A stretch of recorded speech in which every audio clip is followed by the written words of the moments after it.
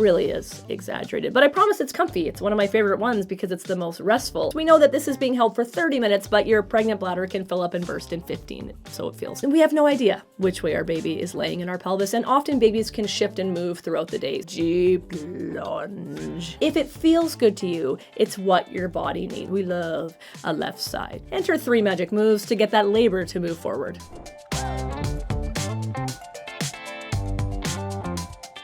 We're talking mile circuit today. Essentially what this is 3 different moves. You're gonna do them for 30 minutes apiece, and this is gonna create the most amount of room in that pelvis to help your baby get into an optimal position to prepare for childbirth. Now, do I think that this is going to kick you into rip-roaring labor when you have no signs of labor anywhere on the horizon?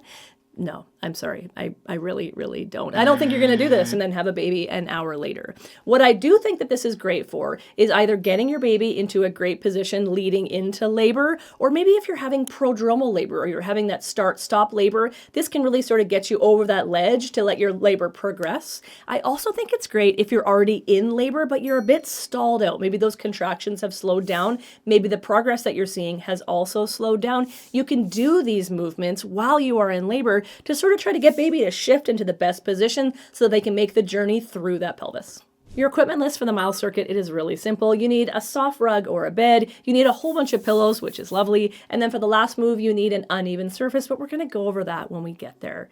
You're gonna start off likely with just 10 minutes for each of these moves, and then gradually work your way up to 30 minutes for each move. So a mile circuit towards the end will actually take you between like an hour and a half to 2 hours. So it is a time commitment, but it can be really, really beneficial.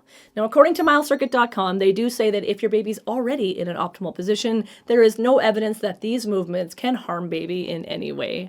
Now, always check in with your provider before starting anything new. Chances are they have heard of the mile circuit, and really, no harm, no foul. They will likely give you the all clear, but do make sure to check in with them for your specific pregnancy. Now, I have a lot of experience trying to turn babies in birth. My name is Tina. I am a certified perinatal nurse and a certified breastfeeding specialist. I'm also a survivor of the OP Baby Back Labor Club. So if you are new here, welcome. Please consider subscribing. If you are not new here, thanks for coming back. Let's get into the first move on the mile circuit. Your first move is called open knee chest. So this is why you need that soft surface. Get yourself settled on a soft rug or on your soft bed, starting in a hands and knees position. Once you're there, slowly lower your chest towards the ground as much as you can while still leaving your bum in the air and your knees on the ground. You do want your hips wider than a 90-degree angle, so make sure that your belly isn't too close to your legs. Now, I do always suggest when you come out of this to kneel in an upright position for 3 slow, deep breaths to allow things to settle in alignment. And if this one is too intense to hold yourself up, you can have your partner use a rebozo or a scarf gently around your hips to hold you. Open knee chest actually works to optimize the amount of space that you have in this upper part of your pelvis. This is where your baby is going to start to engage as labor begins. They're going to come into this pelvic inlet. So when we go into this open knee chest position, what can happen is baby can actually float out of the pelvis. It'll give them lots of room to make a turn into a more optimal position. And then when you come vertical again, when baby descends, they are in a better spot. It can also lengthen and relax the ligaments of your uterus so that when baby does engage back into the pelvis, it helps to support them. This position also puts traction on the sacrum and naturally puts you into more of an anterior pelvic tilt, which can help to change the angle of your pelvic bone. Now that we've helped your baby align to the pelvis, the next move is called exaggerated side lying. This is also an open knee position, but it is a little bit more uneven. So what we're doing here is we're actually working to optimize space side to side through that upper to mid pelvis.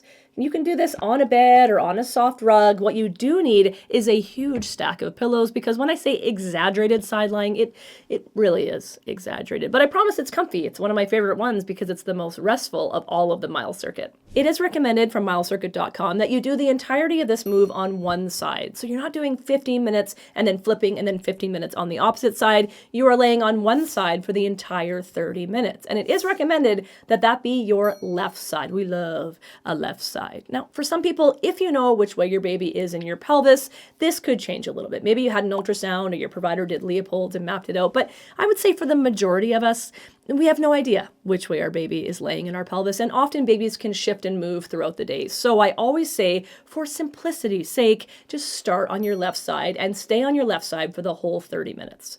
First things first, you do want to go pee. For any of these moves, please go pee first, empty your bladder, because we know that this is being held for 30 minutes, but your pregnant bladder can fill up and burst in 15, so it feels. So go pee first, grab a glass of water with a straw so you can stay hydrated. Then get comfy cozy, bring your pillows up next to you, and then lay on your left side. And then here's the kicker, here's the key. You're going to take that right leg and you're going to swing it all the way over that big stack of pillows. This is called exaggerated side lying. So you're going to bring that right leg, you're going to bring it all the way up over those pillows, but you do want to get your knee as high towards your chest as you can, but still keep that bottom leg straight. That is the trick. And you want to aim your belly button straight down as much as you can. While you're in this one, you want both of your shoulders to line up with the pillows or the bed. So you're kind of pretending like you're laying flat on your stomach, sort of daydreaming about what that's going to feel like once your baby comes out. Now, what you're trying to do is use gravity to float that baby so that the heaviest parts of them turn towards your stomach. So if baby is in this position here and you get into this nice sort of side lying position, baby is hopefully going to float like this, so that the heaviest parts of them, their head and their back, end up sort of down like this. And then when you come out of this position and they engage into the pelvis, they're going to be in that more optimal OA position. And the third movement in your mile circuit is a deep lunge.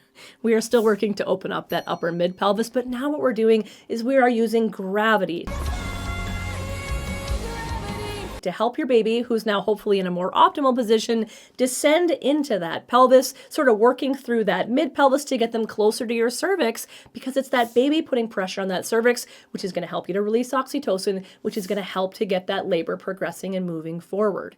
Now, the movements in this section, they are all uneven and they are diagonal, because what we are trying to do is sort of rock open this mid pelvis like this, because this is one of the narrowest parts of the pelvis that the baby has to actually turn and descend into. So if we rock it side to side like so, then hopefully we can get that narrow part opened up to allow baby to make that descent. There's essentially 3 ways you can get this deep lunge done. The first way is to grab a stool or a chair, make sure the height is comfortable for you, and then you're going to put your foot up on the chair on an angle. Now here's the key. You want to keep your belly aiming forward. You don't want to twist your whole body and pelvis and then lunge towards your knee, because that is actually going to do opposite effects of what we are trying to do. So that lunge, it is not twisted. Your belly is going to be straight. You're going to do those lunges 15 minutes on one side, 15 minutes on another side. The next way you can do it, if you are lucky enough to live somewhere nice and not in Canada in the winter, is to do curb walking. Because when you are walking uneven and angled on a curb, it is giving you the same effect that it would be if you had your leg up on a chair doing the lunges. And then the last way, if you don't have the ability or a curb or nice weather, is to actually do stair walking, where you are walking up and down stairs sideways. But you do want to make sure, because we are on stairs, no one's falling down the stairs here, that you actually hold onto the railing or the wall as you are doing these. Now, it is important for anything to always remember that safety first. So if you do need a support person with you, to make sure that you're stable, make sure that you have them with you. Now, you can do these if you are not quite in labor, like I said, for 50 minutes on each side. But if you are doing this because you are in labor and it has stalled out a little bit, you can do one side lunges through 3 or 4 contractions, then switch sides and do it through another 3 to 4 contractions. Last thing to remember is that these positions, they shouldn't cause you pain, unless you're contracting while you're doing them, but the positions themselves, they shouldn't cause you pain. So if they are causing you pain, you need to do them for less time, or you need to really realign things and try again, or you need to abandon them altogether, because hey, here's what. If it feels good to you, it's what your body needs. We need to work with our body and our intuition, not against it. So if your body is hurting while you are trying a position, then that's probably not the position for you. Did you try the mile circuit? Did it work for you? Let me know in the comments. Also, if you are in active labor, because that mile circuit is doing its work, check out that one. It's got a whole bunch of different labor and pushing positions for you to try out. If you like this one, show it some love, consider subscribing. And as always, be happy, stay healthy, have fun.